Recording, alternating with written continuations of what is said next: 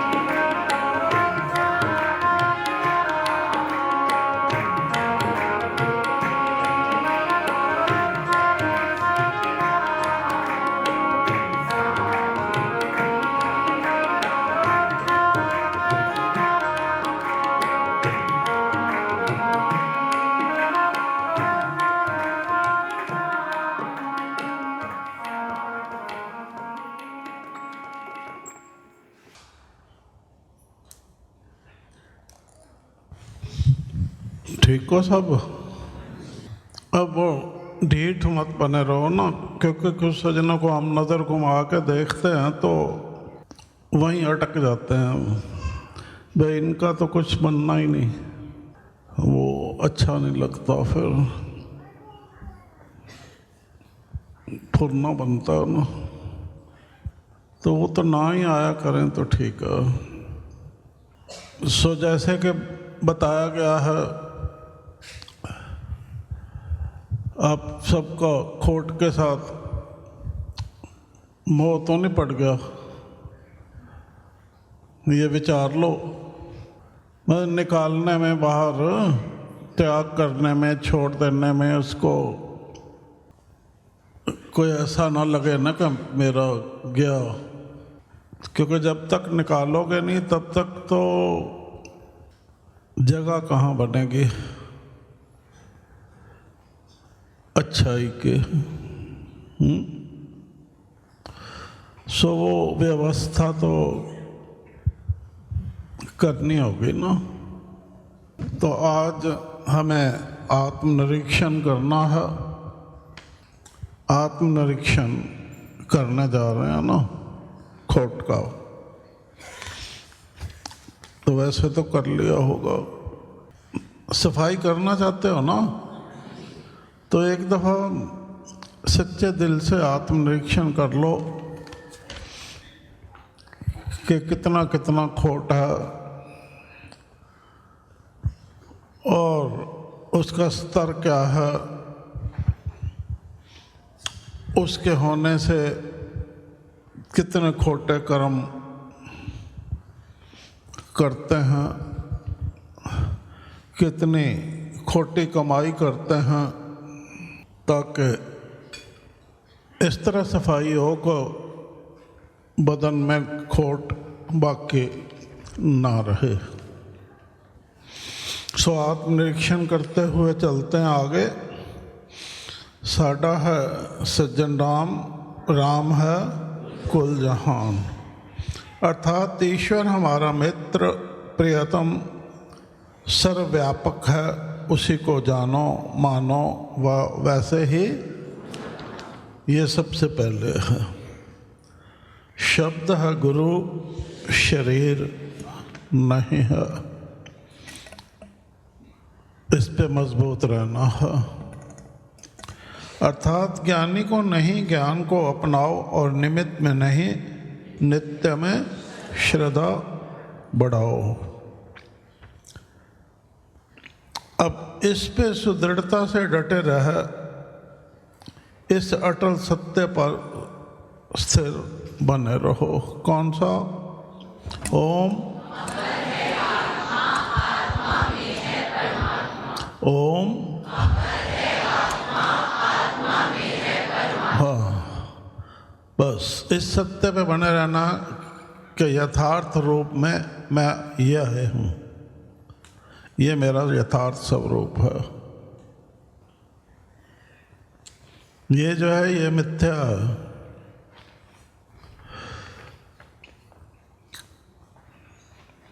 ठीक है?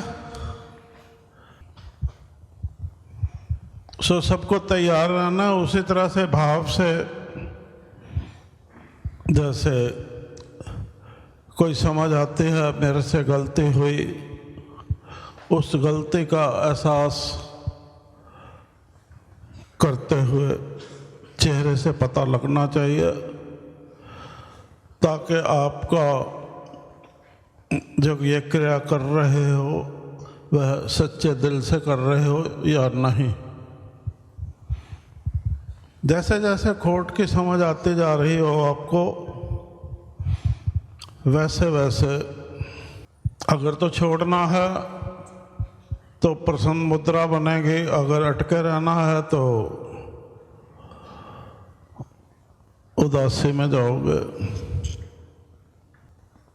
चलो कहाँ हो? ठीक है, शुरू करने लगे हैं फिर। अब चेहरे पहले खोट टिप्स पे हो गया सबका। चलो शुरू करते हैं फिर। ये वही बात है जो एक शख्स की कहानी लिखी हुई है सतवस्तु के कुदरती ग्रंथ में। मैं खोटा जब वो तुलना करता है, आत्मनिरीक्षण करता है, ठीक है, तो उसको समझ आती है दोनों में क्या फर्क है, फिर वो वैसा बनने की चेष्टा करता है। चलो जगह देख लो, ठीक है? हाँ हाँ, ये सारा ही चलेगा ना, जहाँ तक रिकॉर्ड। ठीक है, अब तैयार? सबने इधर देखना, इनके चेहरे पे भी भाव आएगा, आपके भी आना चाहिए भाव। ठीक है? अब ये रख दो कागज वगैरह, बिल्कुल ध्यान से सुनना और भाव देखते हैं इनका आता है या आपका अच्छा आता है। ठीक है? आत्मनिरीक्षण में भी मुकाबला है।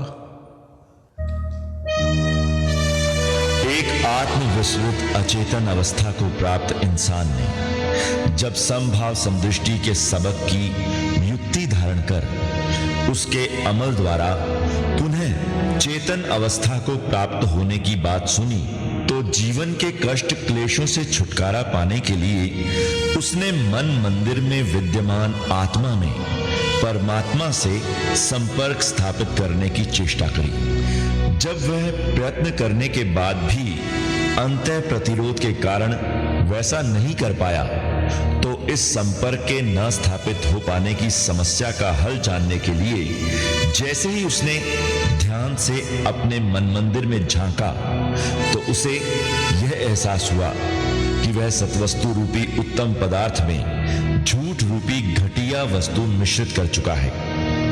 यही उसके ख्याल की उस अभिन्न से भिन्न होने की व उसकी बुद्धि में खोट पैदा होने का कारण है, तथा इसी के फलस्वरूप वह द्वेषपूर्ण धारणा व अन्य विषय विकारों जैसी बुराइयों में उलझ गया है और उसका निज आत्म तत्व से संपर्क टूट गया है। उसे प्रतीत हुआ कि इसी कारण वह आत्मीयता के चलन से भटक नकली दुनिया का नकली चलन अपनाकर छल कपट युक्त व निकृष्ट करनी कर रहा है।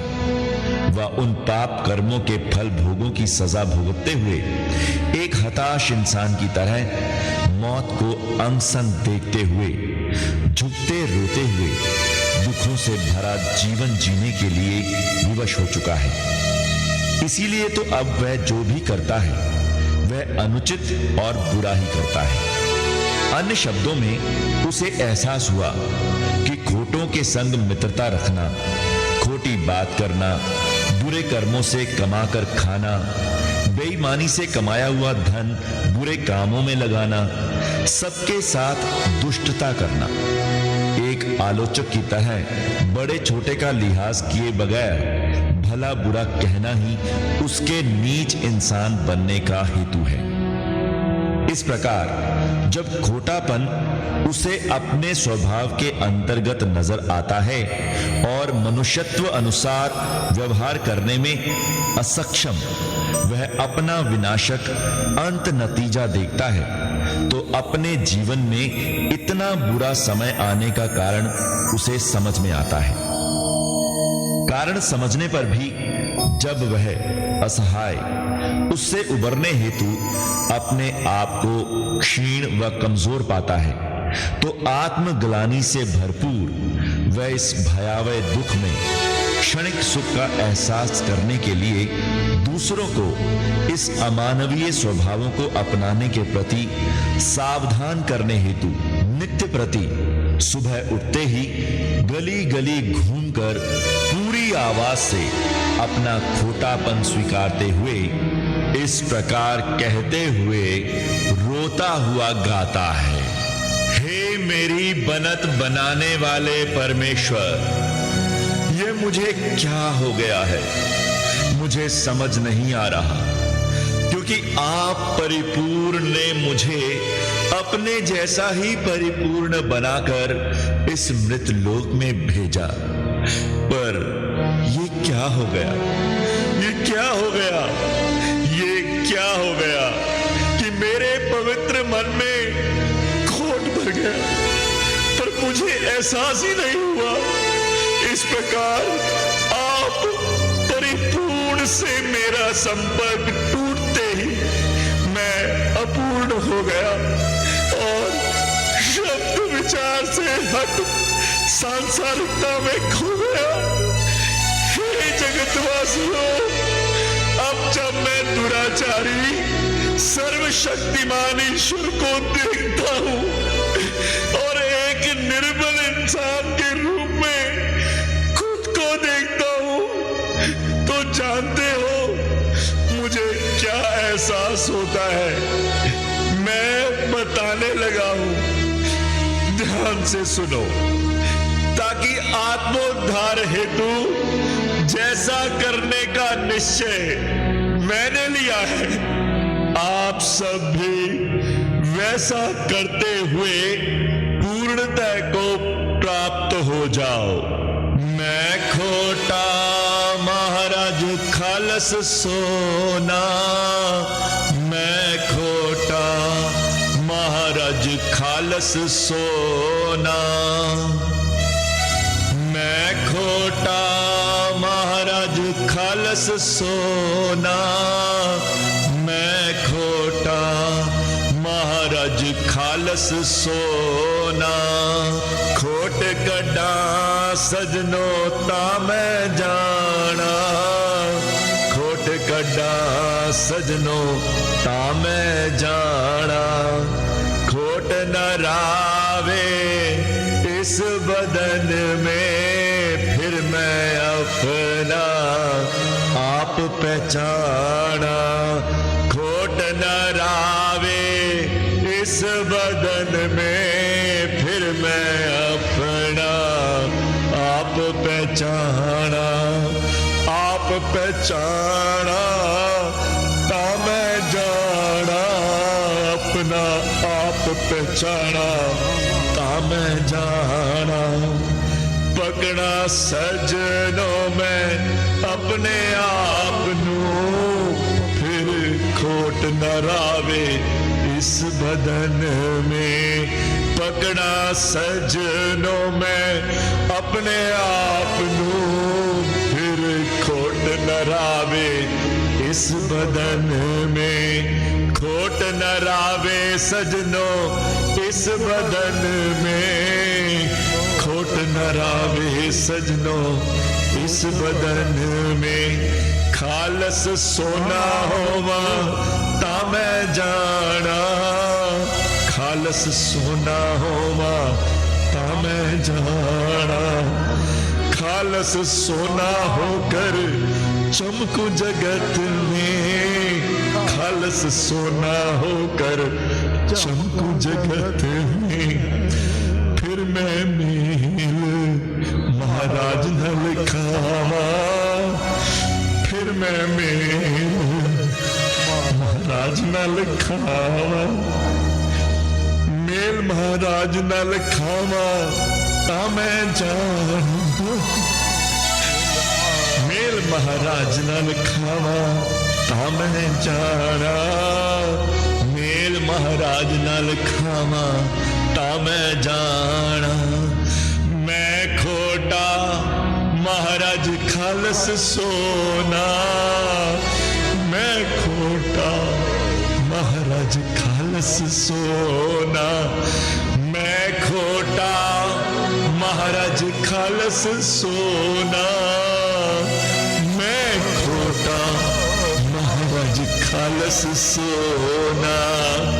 वह इसी तरह गाता रहता है और सुनने वालों में से कोई कुछ कहता है तो कोई कुछ, पर उस गुनाह स्वीकारने वाले को कोई भी रास्ता दिखाने की चेष्टा नहीं करता।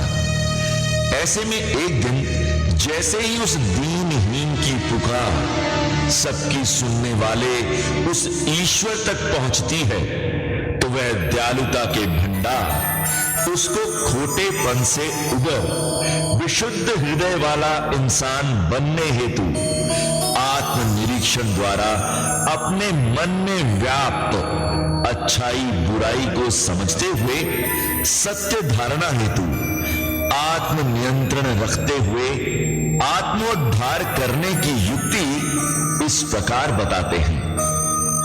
ईश्वर कहते हैं कि हे इंसान, जो समभाव समदृष्टि का सबक आपने सुना है, केवल उसको बार बार गाने से कोई सुधार नहीं होने वाला।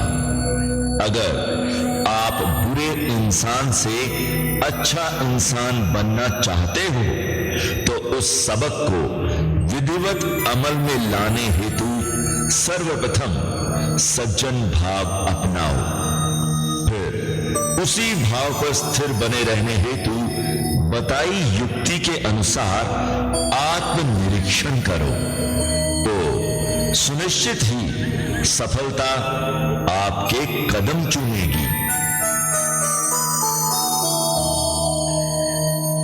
तो सुनिश्चित ही सफलता आपके कदम चूमेगी।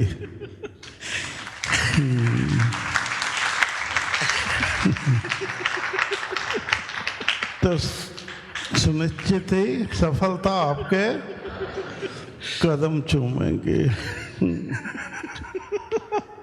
चलो बहादुर बनो, बैठ बहादुर बनो सारे।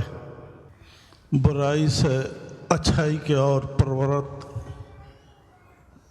हो जाता है। एक बार बोलो, मैं खोटा महाराज खालस सोना, मैं खोटा महाराज। आत्मनिरीक्षण करते हुए महाराज खालस सोना, मैं खोटा महाराज खालस सोना, मैं घटा सजना ता मैं खोट कड़ा सजना ता मैं खोट कड़ा रे जाना, खोट कड़ा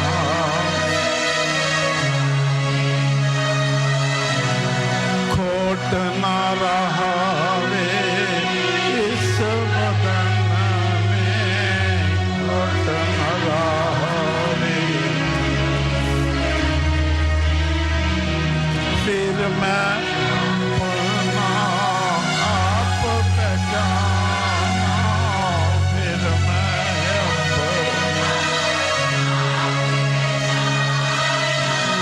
आप पहचाना तां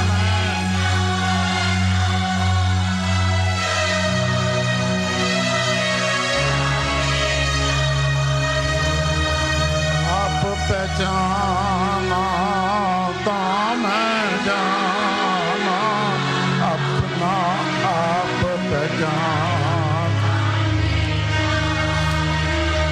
पकड़ा सजना मैं अपने आप नूं पकड़ा सजन,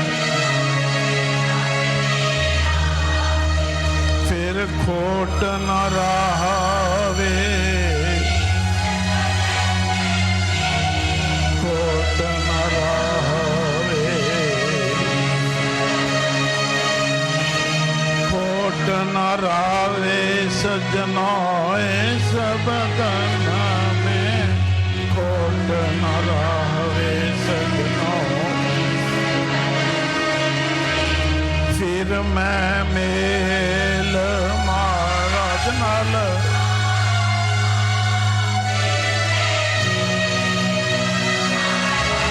बोलते जाओ,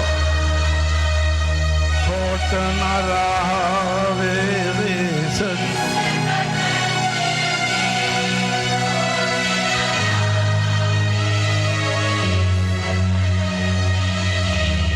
खालस सोना होकर चमकूं जगत में,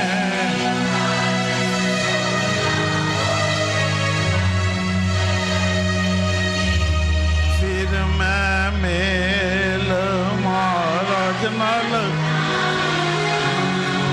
पूरी आवाज में, खालस सोना होकर चमकूं से, खालस पूरी आवाज बोलते जाना,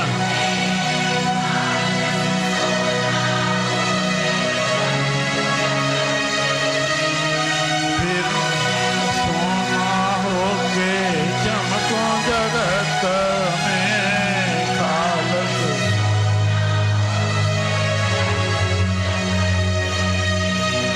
फिर मैं मेल,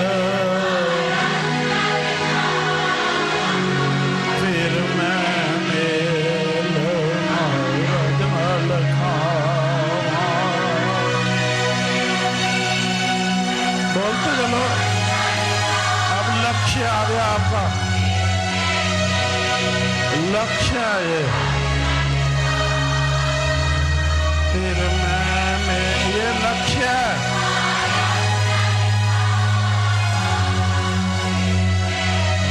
जो लक्ष्य प्राप्त कर लेगा वही इंसान है बहादुर।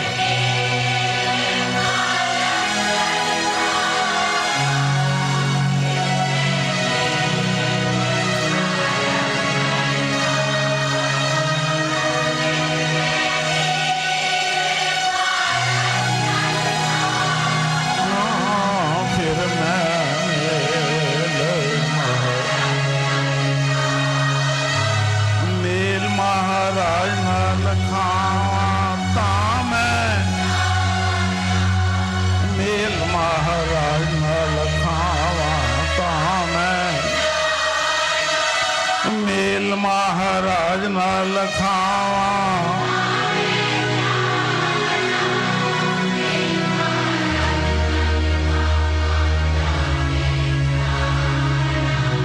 मैं खोटा महाराज खालस सोना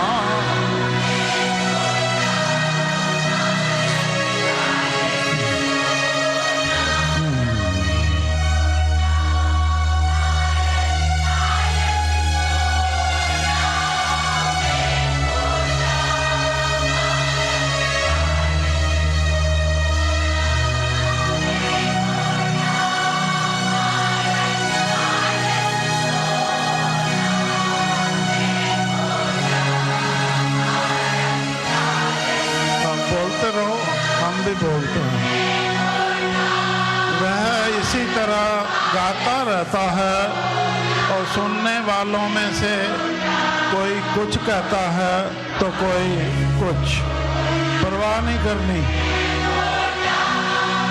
पर उस गुनाह स्वीकारने वाले को कोई भी रास्ता दिखाने की चेष्टा नहीं करता। ऐसे में एक दिन जैसे ही उस दीनहीन की पुकार सबकी सुनने वाले उस ईश्वर तक पहुंचती है तो वह दयालुता के भंडार उसको खोटेपन से उबर विशुद्ध हृदय वाला इंसान बनने हेतु आत्मनिरीक्षण द्वारा अपने मन में व्याप्त अच्छाई बुराई को समझते हुए सत्य धारणा हेतु आत्मनियंत्रण रखते हुए आत्म उद्धार करने की युक्ति इस प्रकार बताते हैं। अब युक्ति ध्यान से सुनो, ध्यान से सुनो युक्ति। अब ईश्वर कहते हैं, ईश्वर कहते हैं कि हे इंसान, जो समभाव समदृष्टि का सबक आपने सुना है, केवल उसको बार बार गाने से कोई सुधार नहीं होने वाला हो। अगर आप बुरे इंसान से अच्छा इंसान बनना चाहते हो तो उस सबक को विधिवत अमल में लाने हेतु सर्वप्रथम सज्जन भाव अपनाओ। फिर उसी भाव पर स्थिर बने रहने हेतु बताई युक्ति के अनुसार आत्मनिरीक्षण करो तो सुनिश्चित ही सफलता आपके कदम चूमेगी। सो ये युक्ति कोई लंबी बात नहीं है, सूक्ष्म है, इसको इस्तेमाल करना है। अभी सज्जनों आपने सुना व समझा कि कैसे एक खोटे इंसान ने सबके सामने अपने खोटेपन का सत्य स्वीकारने का साहस किया। आप में साहस है खोटापन स्वीकारने का? विचार लो, नहीं तो यहीं खड़ा करके पूछ लेंगे। साहस पैदा करो अपनी कमजोरियों को मानने का, स्वीकारने का। खोटेपन का सत्य स्वीकारने का साहस किया और सुधरने की मनोकामना सबके समक्ष रखी।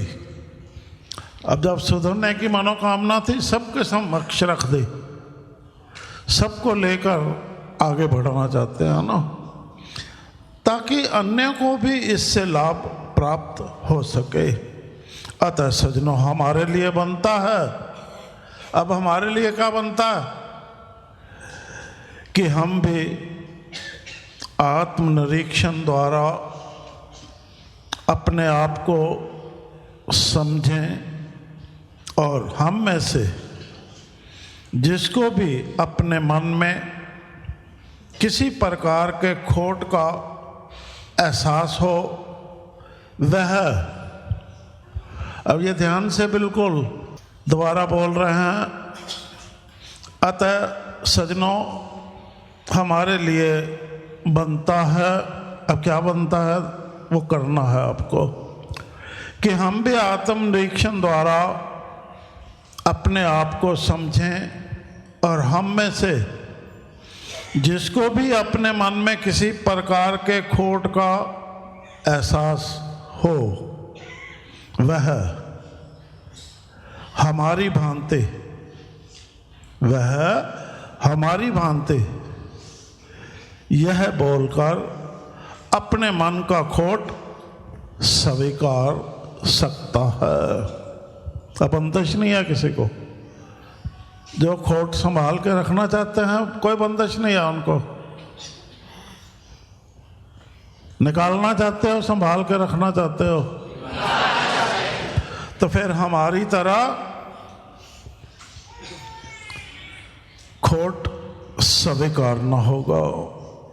किसी प्रकार के खोट का एहसास हुआ हो तो वह हमारी भांति यह बोलकर अपने मन का खोट स्वीकार सकता है। अभी स्वीकार रहे हो, अब जोर से बोलना। मैं छली कपटी, मैं छली कपटी,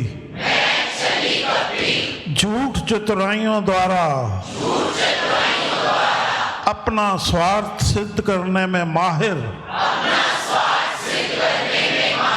मैं छली कपटी, झूठ चतुराइयों द्वारा अपना स्वार्थ सिद्ध करने में माहिर,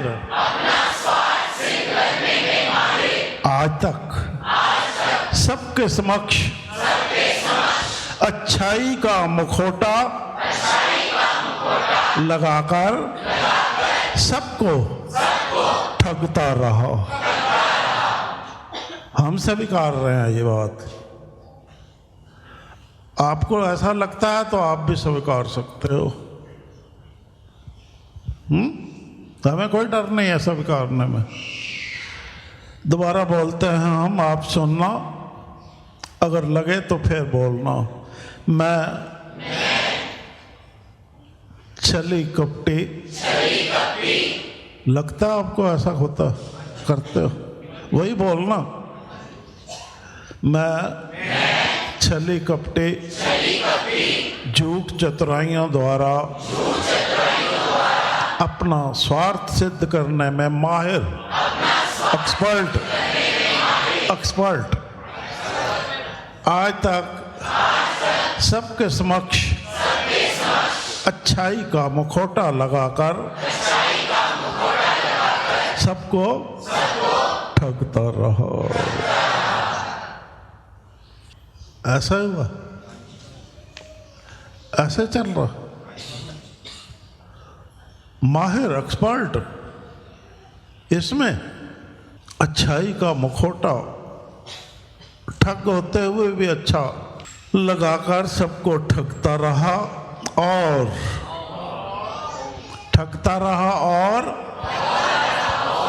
प्रशंसा प्राप्त करता रहा। परंतु अब क्या हुआ? अब ये तो हो गया, वो तो बीत गया, परंतु अब जब संभाव समदृष्टि का सबक समझ में आ गया है, परंतु अब जब संभाव समदृष्टि का सबक समझ में आ गया है, तो मैं इस आत्मोद्धार की व्यवहारिक युक्ति को सहर्ष अपनाते हुए सच्चाई धर्म के निष्काम रास्ते पर चलना, आवाज, सच्चाई धर्म के निष्काम रास्ते पर चलना, सच्चाई धर्म के निष्काम रास्ते पर चलना। अब आगे बड़ा सोच के बोलना, जल्दबाजी में नहीं, ठीक है? सच्चाई धर्म के निष्काम रास्ते पर चलना, स्वीकारता हूँ। किसने स्वीकारा? सबने। अब इसके बाद कुछ कहना? स्वीकारने के बाद ये तो व्यक्तिगत हो गया ना, अब इसमें परोपकार का कैसे आएगा भाग? स्वीकारता हूं और सबसे भी वैसा ही करने की प्रार्थना करता हूं।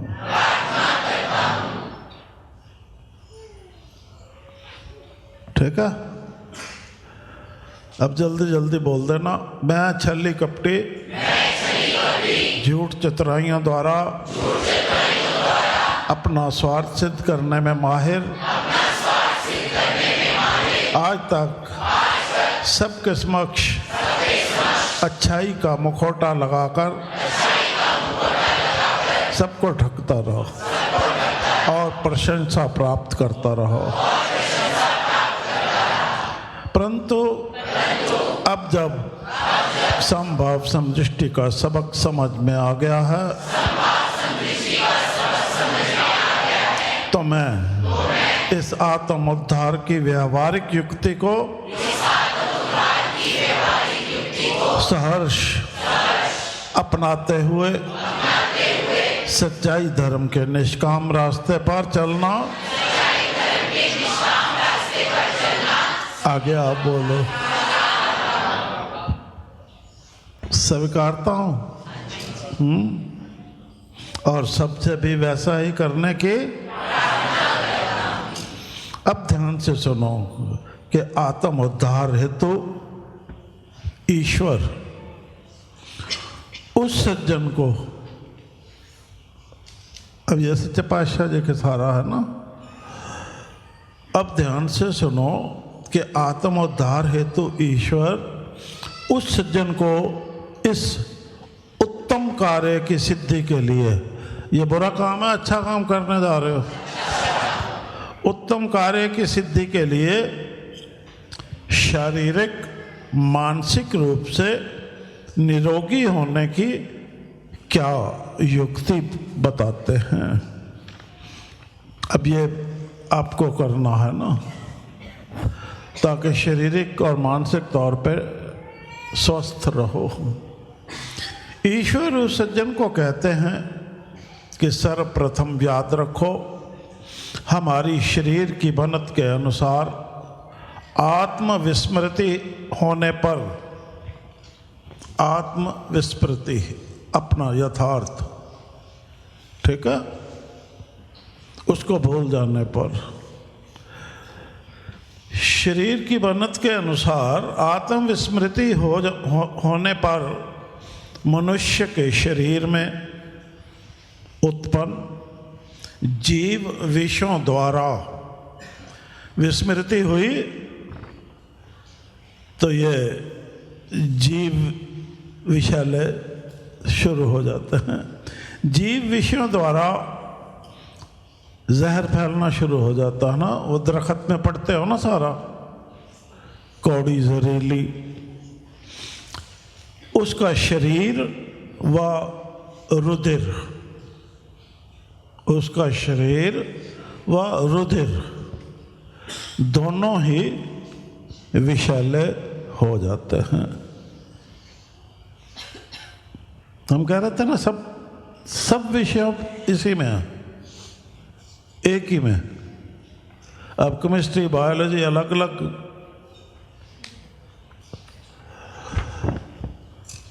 आत्म विस्मृति होने पर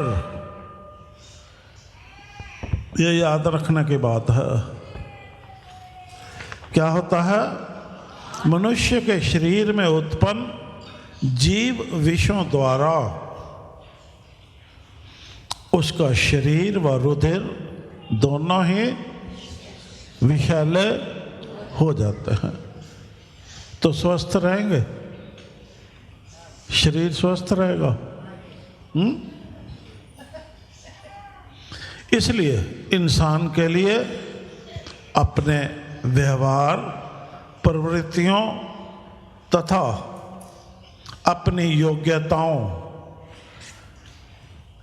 व्यवहार, प्रवृत्तियों तथा अपनी योग्यताओं, अयोग्यताओं, दोनों योग्यताओं, अयोग्यताओं, अभिप्रेरणाओं आदि को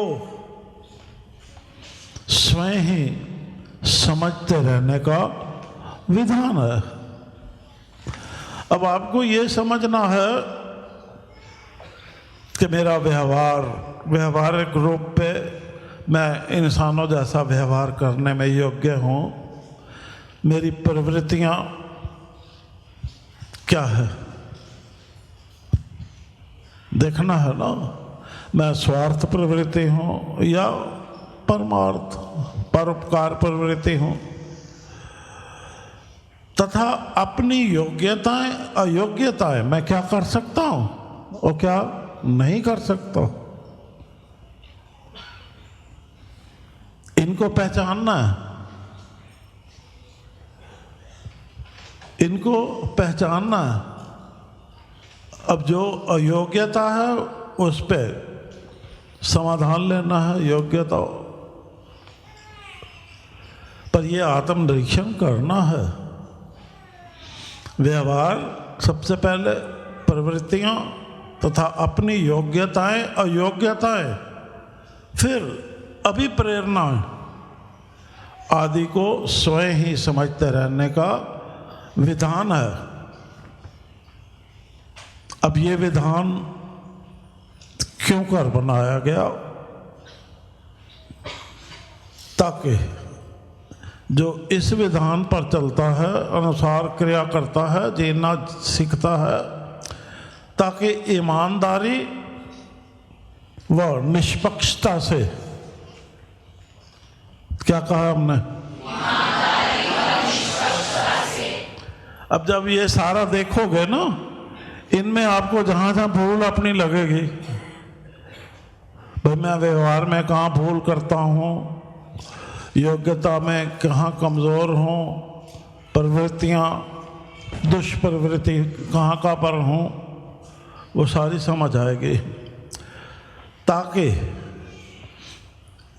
इनको समझना इसलिए है ताकि ईमानदारी व निष्पक्षता से अपनी भूलों, आपको अपनी भूलें भी पता लग जाएंगी, अपने दोषों और अपनी कमियों का, क्या कहा है? भूलों, दोषों और अपनी कमियों का मूल्यांकन कर। भाई मैं कहाँ मूल्यांकन करना ना, उसके अंदर दोष परिहार के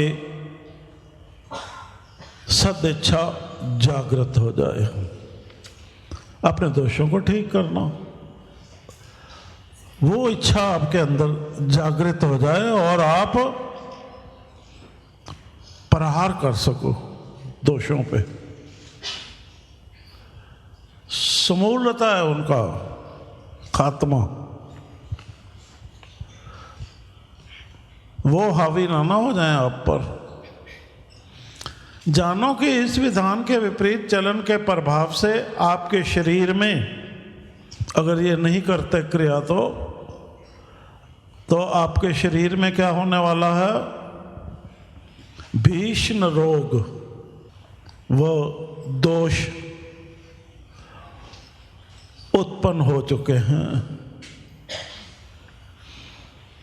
अब अगर नहीं ये क्रिया कर रहे तो समझो कि आपके शरीर में भीषण रोग व दोष उत्पन्न हो चुके हैं। अब रोगियों की तरह जीवन व्यतीत कर रहे हो और दोष युक्त व्यवहार कर रहे हो। मतलब इतनी सी लापरवाही से कितना नुकसान हो जाता है।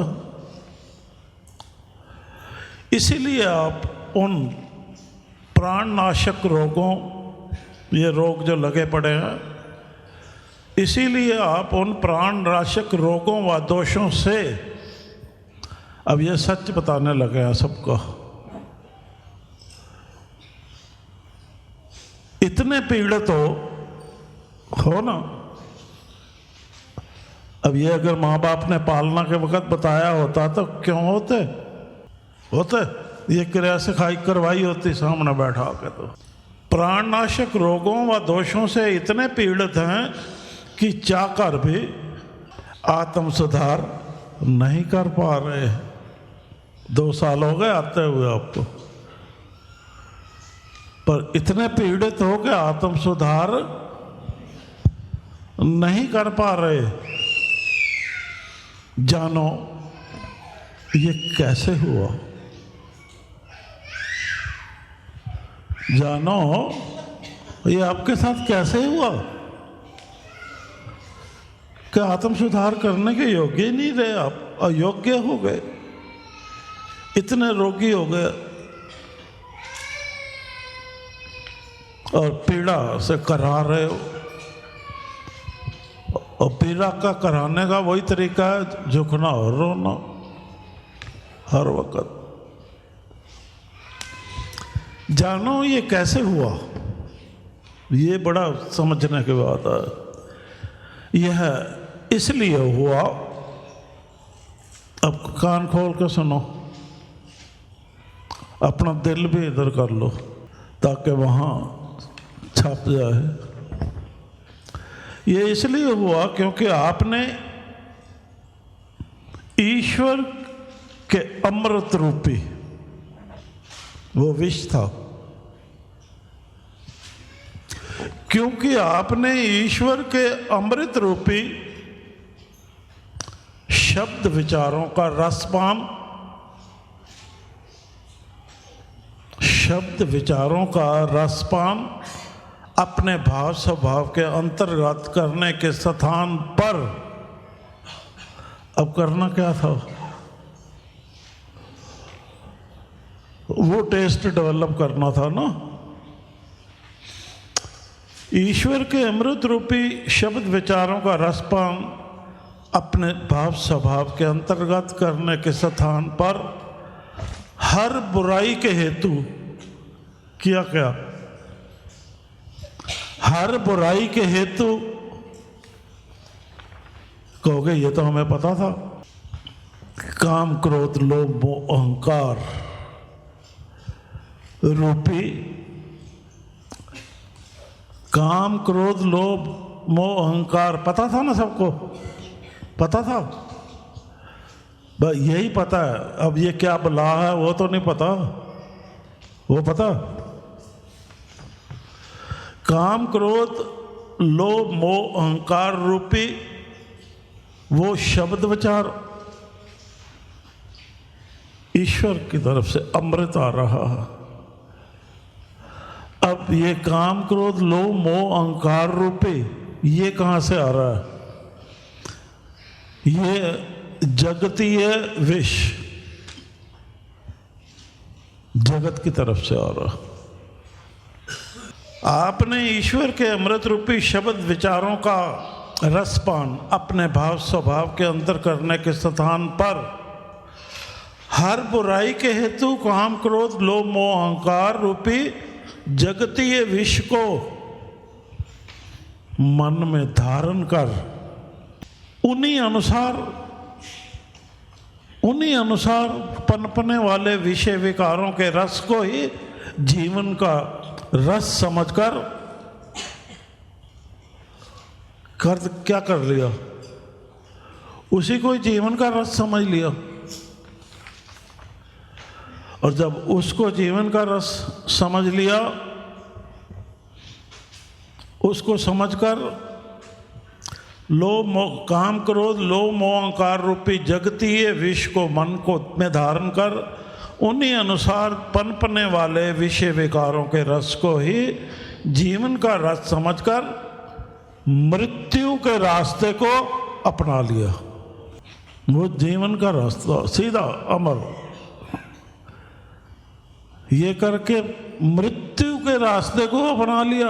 अब कौन मार रहा है आपको? कौन मार रहा है? खुद। भूल जरा से,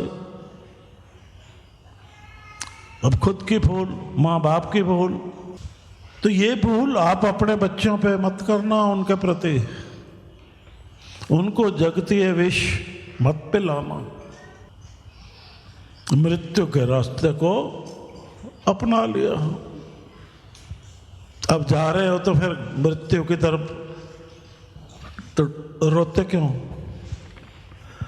खुद ही तो रास्ता अपनाया ना, हंसते हुए जाओ। इसीलिए अब क्या हो गया जब ये किया? इसीलिए आपका स्वभाव क्या बन गया? अब अप्रिय या कटु बोलना बुरे कामों का फल संचित करना, कर्म फल की इच्छा। एक तो कटु बोलना स्वभाव बन गया,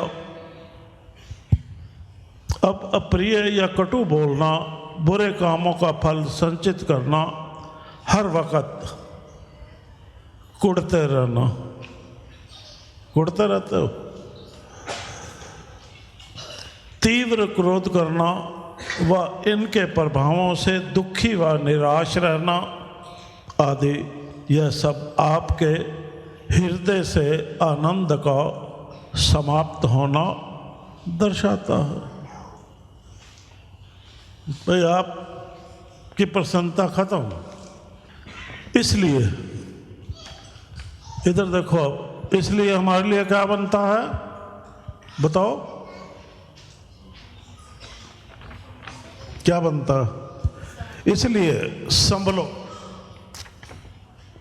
इसलिए बहुत हो गया। जरूरी मर के ही दम लोगे? जरूरी थोड़ा, अभी भी हो सकता है ना काम, रास्ता पलट सकता है आपका। इसलिए संभलो, आपने जो बुराई का विष पिया है, संभलो, आपने जो बुराई का विष पिया है वह, हम हाथ जोड़ते हैं, अपनी संतानों को मत पिलाओ। अपनी संतानों को मत पिलाओ, मत मारो उनको। अब देखना, उनका ध्यान रखोगे ना तो अपना सुधार अपने आप हो जाएगा। उनका ध्यान रखोगे, अपना सुधार अपने आप हो जाएगा। तो उनके सज्जन बनो, संतान के अपनी। इसलिए संभलो, आपने जो बुराई का विष पिया है वह अपनी संतानों को मत पिलाओ। और इस प्रकार इंसान रूप में अपने माता पिता होने का फर्ज प्रसन्नचित्तता से ठीक निभाना सीखो। समझ आई बात? अरे मत पिलाना इनको विष, संतानों को अपनी।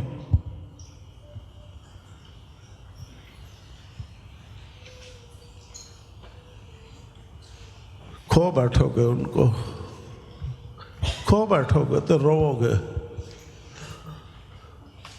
बता रहे हैं हम।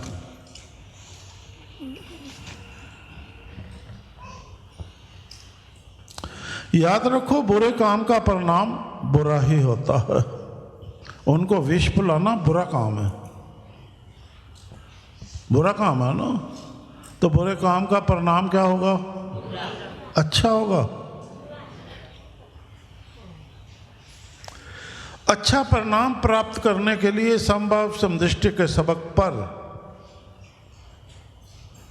पढ़ गुड़ कर उसे अमल में लाने योग्य बनो। अच्छा परिणाम प्राप्त करना है तो, और इस प्रकार अपनी ही आत्मशक्ति द्वारा खुद पर सच्चाई धर्म के निष्काम रास्ते पर अटल बने रहने हेतु आत्म नियंत्रण रखना सीखो व अपना सुधार करो।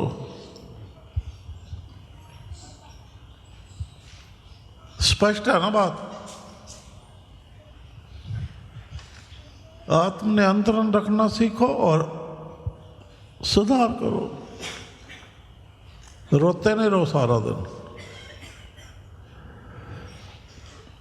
याद रखना कि आत्म सुधार के लिए अपनी बुराइयों से मुक्ति पाना अनिवार्य है।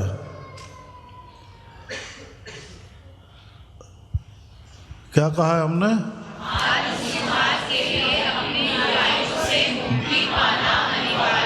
हमने नहीं सुना।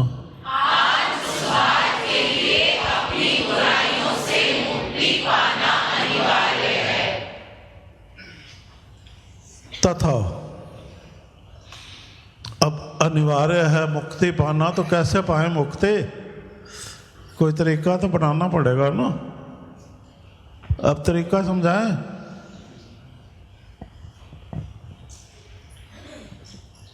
अब सुनते जाना और समझते जाना। हमने कहा आत्म सुधार के लिए अपनी बुराइयों से मुक्ति पाना अनिवार्य है, कहा है ना। बुराइयों से मुक्त होने के लिए उन्हें पहचानना आवश्यक है। जब तक पहचानोगे नहीं आत्मनिरीक्षण से, तब तक मुक्त नहीं हो सकते। क्या हो सकते? यह पहचान आत्मनिरीक्षण द्वारा ही संभव है। इसी के द्वारा आप अपने संबंध में स्वयं संस्थापित गलत फहमियों से बाहर निकलकर निरपेक्ष भाव से अपनी सही तस्वीर देख सकते हैं कि मैं कैसा इंसान हूं।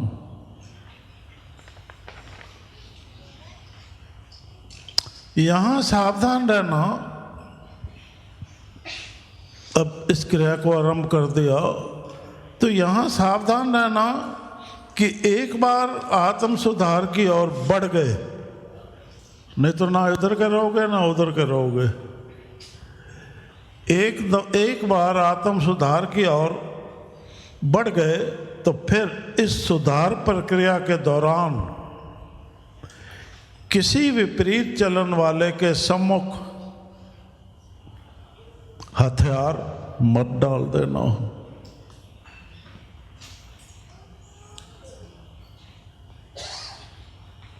डाल देना चाहिए, हाँ? हिम्मत से काम लेना, हथियार मत डाल देना। इधर देखो, जब जीवन में ऐसी परिस्थिति आए कि आप हथियार डालने पे आप मजबूर पा रहे हो और डालने वाले हो, डाल मत देना। उस परिस्थिति में संभले कैसे रहना है? उस वक्त यह मानना है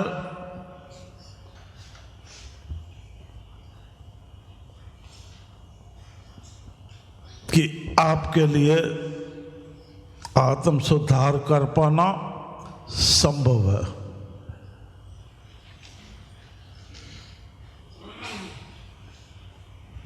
वो कहे तो उन्हें कर पाएगा, पर आपको मानना कि मैं कर पाऊंगा, चाहे आपको लगे कमजोर हूं तब भी हथियार नहीं डालने। इसलिए कुछ सोचना मत। जो भी जो कह रहा है सोचना मत। क्या कहा है? सोचना मत, बस करना आत्म सुधार। इसलिए सोचना मत, कुछ भी सोचना मत, बस करना करना। और जो भी करना,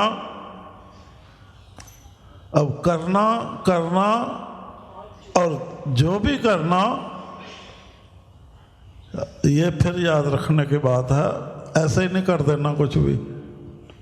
सर्वहित को ध्यान में रखते हुए एक अच्छा इंसान बनने के लिए ही करना।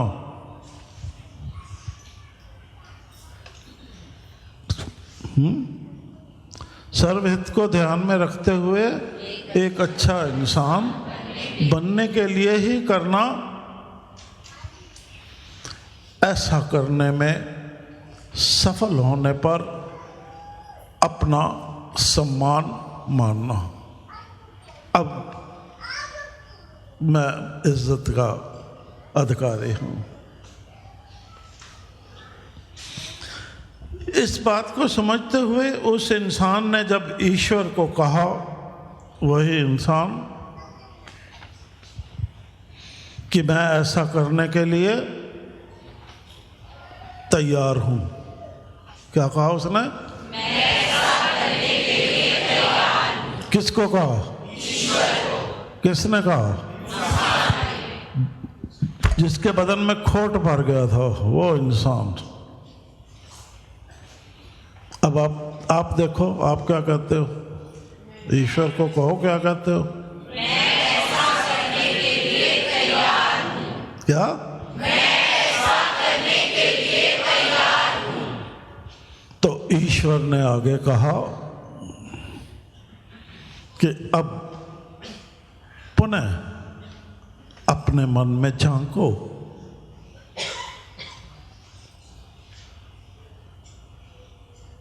अब वो व्यक्तिगत बात शुरू हो गई।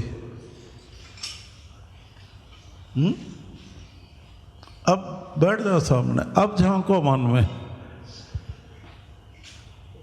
और अंतःकरण रूपी दर्पण पर विद्यमान, अब वो सामने बैठा के करा रहे हैं। अंतःकरण पर रूपी दर्पण पर विद्यमान अच्छाइयों व बुराइयों को जानो और विचार संगत उनका कारण समझने की कोशिश करो कि वो कहाँ से आई। अच्छाइयाँ आई तो कहाँ से आई, बुराइयाँ आई तो कहाँ से आई। अब जो अच्छाइयाँ आई हैं वहाँ जुड़ो।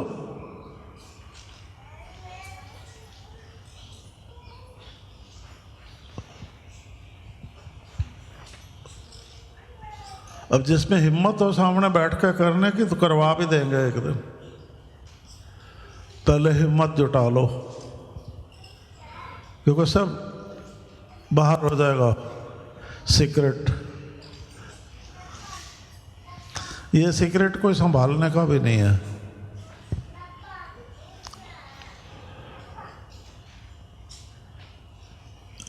विचार संगत उनका कारण समझने की कोशिश करो कि वो कहाँ से आए। इस प्रकार मन वचन कर्म द्वारा अपने बुरे भावों, वृत्तियों, गलतियों, त्रुटियों, दोषों को जानने समझने के पश्चात उन्हें फिर से करने की भूल से बचने के लिए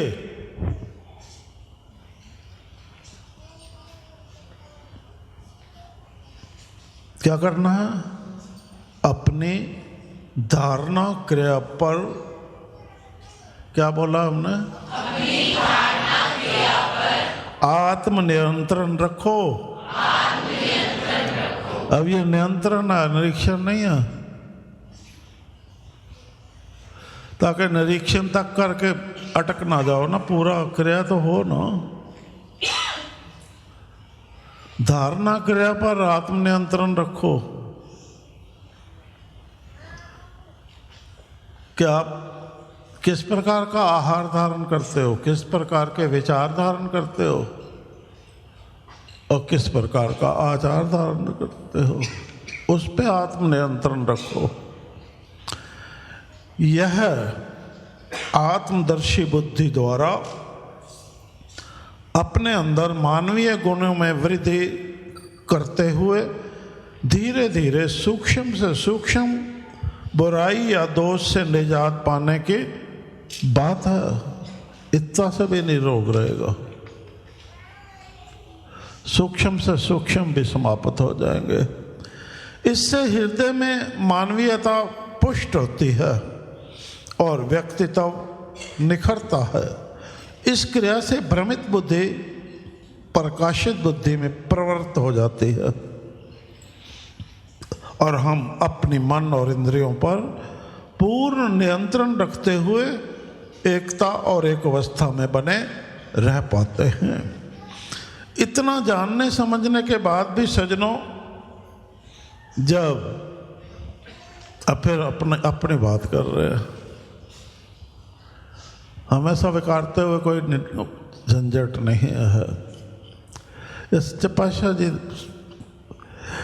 इतना जानने समझने के पश्चात भी सज्जनों, जब हमारी तरह उस सज्जन के मन में आत्मनिरीक्षण व आत्मनियंत्रण द्वारा आत्म उद्धार करने की युक्ति को अपनाने की रुचि उत्पन्न ना हुई, अभी भी नहीं हुई उसके अंदर। अब कलुकाल को देखो ना कैसे, इतना समझाने के बाद भी उसके अंदर रुचि उत्पन्न ना हुई, तो उसका अपनाए विषय विकारों से उबरना असंभव हो गया। तो उसने अपनी इस असफलता के कारणों से उबरने के लिए कि मैं असफल हो जाता हूं, वो शर्माया नहीं, उसने छुपाया भी नहीं, अपनी कमजोरी बताई ईश्वर को कि मैं नहीं कर पा रहा जी, आप इतना कहते हो, इतना यत्न करते हो मेरे पर मैं नहीं कर पा रहा। ऐसे बुत बैठा नहीं रहा ना, धोखा होता है वो। विषय विकारों से उबरना असंभव हो गया, तो उसने अपनी इस असफलता के कारणों से उबरने के लिए पुनः ईश्वर के आगे गुहार लगाई कि हे परमात्मा, आप तो इतना समझा रहे हो, इतना कर रहे हो, पर मैं नहीं कर पा रहा। गुहार लगाई।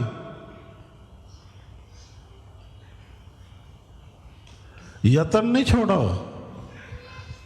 इससे उसकी प्रबल इच्छा स्पष्ट होती है सुधरने की।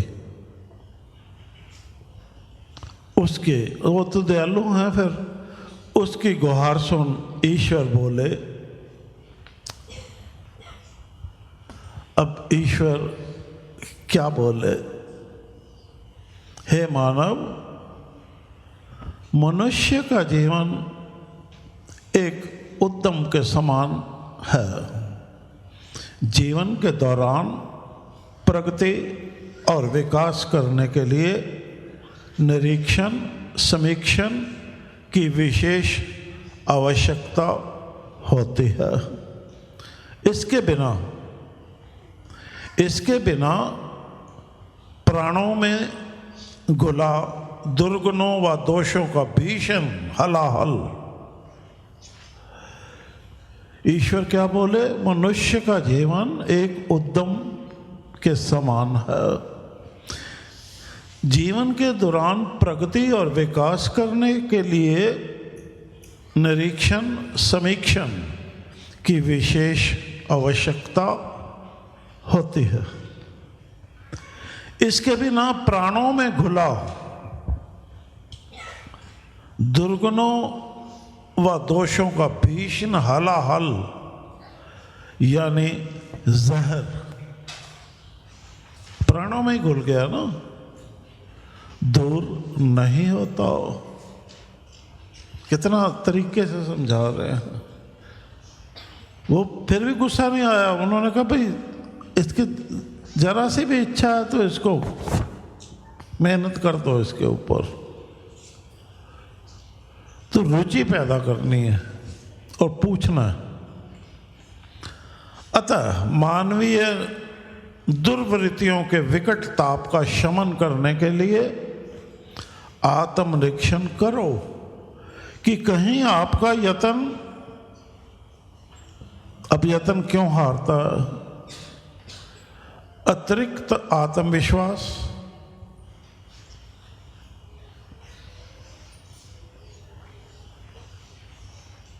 अहंकार, जिनका यत्न हार रहा है, स्वयं को दूसरों से श्रेष्ठ समझने का भाव,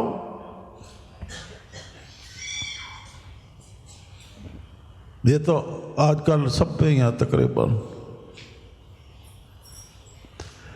ये रोकते हैं यत्न को। और क्या क्या है? अतः मानवीय दुर्वृत्तियों के विकट ताप का शमन करने के लिए आत्मनिरीक्षण करो कि कहीं आपका यत्न अतिरिक्त आत्मविश्वास, अहंकार, स्वयं को दूसरे से श्रेष्ठ समझने का भाव और दूसरों को तुच्छ समझने की प्रवृत्ति के कारण दूसरों को तुच्छ समझने की प्रवृत्ति के कारण तो हार नहीं खा रहे आप। अब इतना ही कारण है, इन्हीं में से देख लो कहाँ हो जो हारते हो।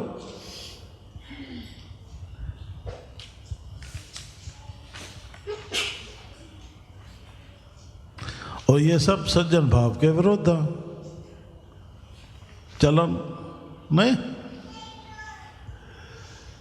यदि इनमें से कोई भी कारण अपने पर लागू होता प्रतीत हो रहा हो तो इस संदर्भ में जान लो कि अब जिसको प्रतीत हो रहा हो वो चयन कर लो ना, अगर सारे हों तो तब भी ठीक है। तो इसके बारे में जानो। अतृप्त आत्मविश्वास के कारण, अतृप्त आत्मविश्वास, असंतोष,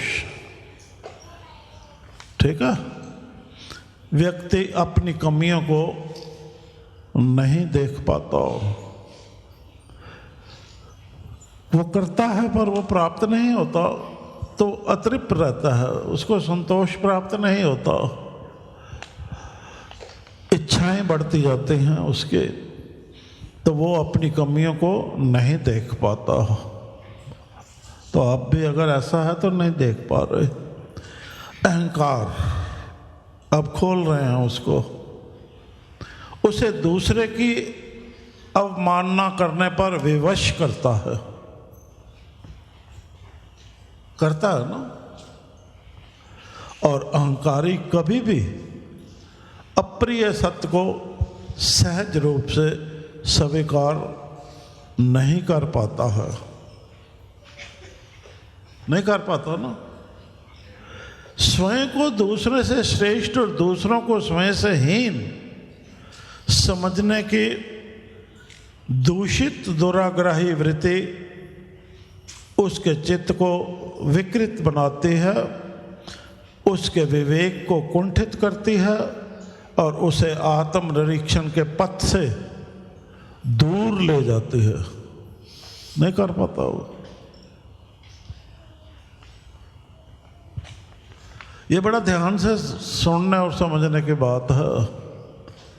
यही हो रहा है आप सबके साथ, तभी ये क्लास लेनी पड़ी है ना। अतः आत्मनिरीक्षण का मूल्य विकसित करने वालों को चाहिए कि वह इन उपर्युक्त दुष्वृत्तियों से दूर रहें। समझ आ गई स्पष्ट? इसके पश्चात प्रभु ने उस व्यक्ति को कहा, प्रभु ही कह रहे हैं कि सर्वप्रथम निर्भयता से साहसपूर्वक अपनी कमियों को स्वीकारो। क्या कहा प्रभु ने?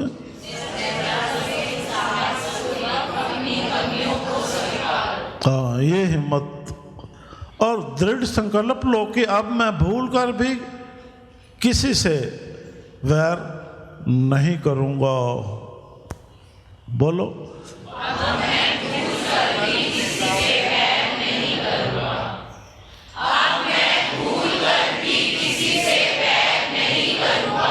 अब मैं भूल कर भी और अपने उद्धार हेतु क्षण प्रतिक्षण अपनी जांचना करते हुए इस आत्मनिरीक्षण की क्रिया को भली भांति संपन्न कर सज्जन भाव पर स्थिर बने रहने हेतु अवश्य सफलता प्राप्त करूंगा। ठीक है। इस प्रकार जब प्रभु की बात उस व्यक्ति को समझ में आ गई, अब उसको समझ में आ गई और अंदर से उसने इस क्रिया को करने हेतु अपने आप को तत्पर पाया। आप तत्पर पा रहे हो इस क्रिया को करने को? हाँ, तत्पर पाया तो वह हाथ जोड़कर, कैसे? तो वह कैसे कैसे करो? हाँ हाँ, जोड़े रखो। तो वह हाथ जोड़कर नतमस्तक हो, शेष अर्पण करते हुए झुकाना है। लो प्रभु, अब जो मुझे कहते हो मैं वैसा ही करूंगा। हाथ जोड़कर नतमस्तक हो, बोला। अब वो बोल रहा व्यक्ति, आप बोलोगे नतमस्तक?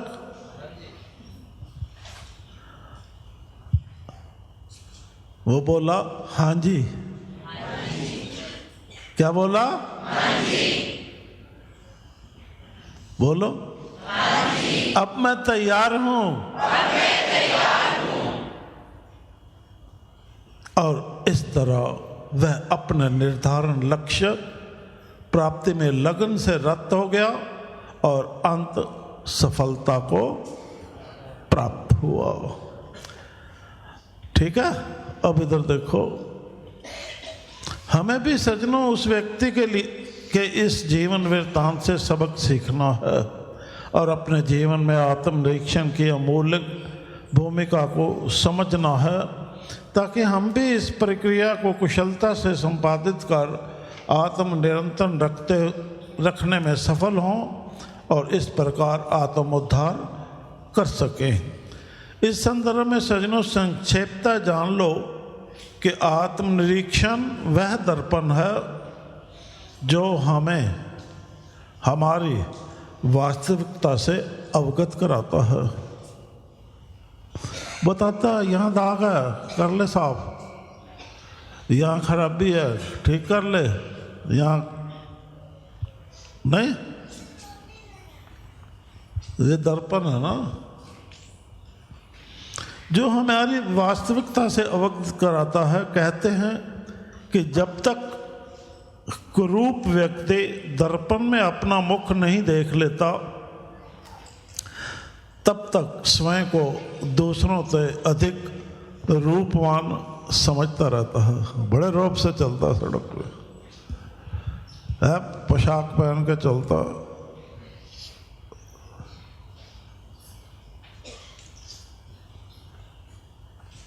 कुरूप व्यक्ति। अरे खुद दर्पण तो देख के देख, तभी तो ठीक होगा। इस तरह एक कहावत है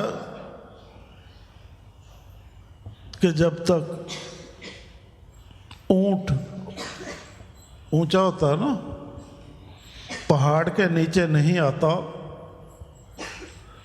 ऊंट कहाँ नहीं आता,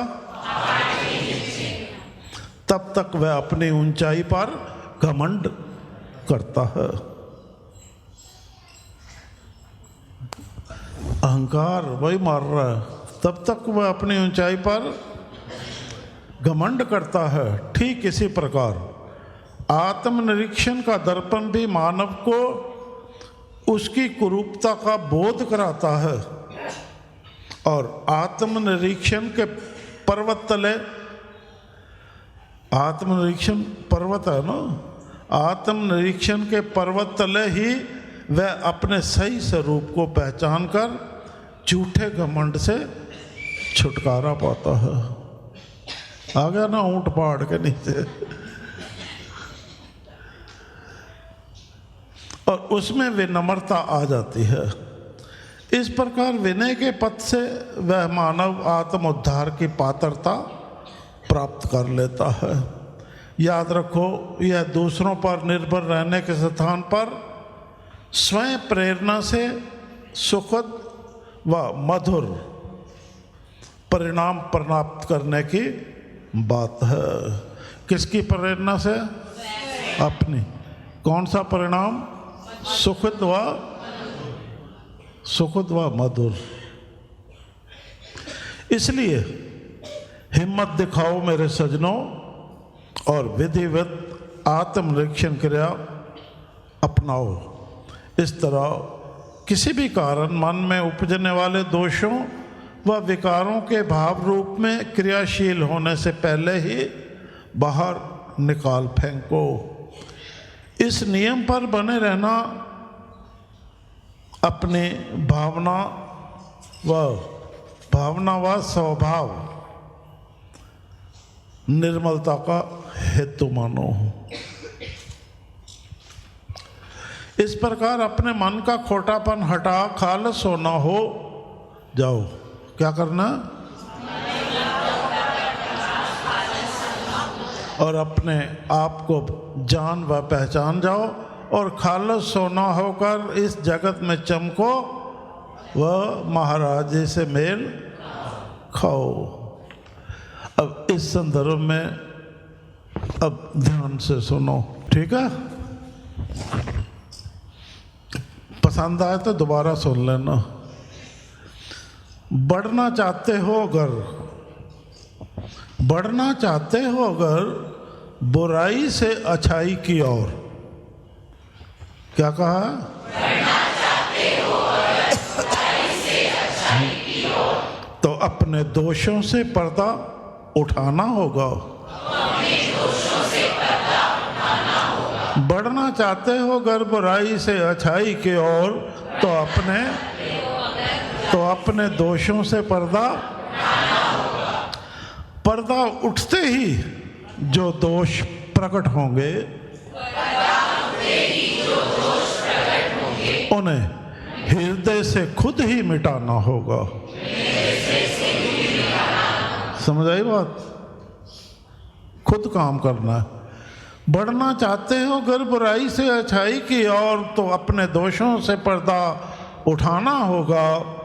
पर्दा उठते ही जो दोष प्रकट होंगे उन्हें हृदय से खुद ही मिटाना होगा।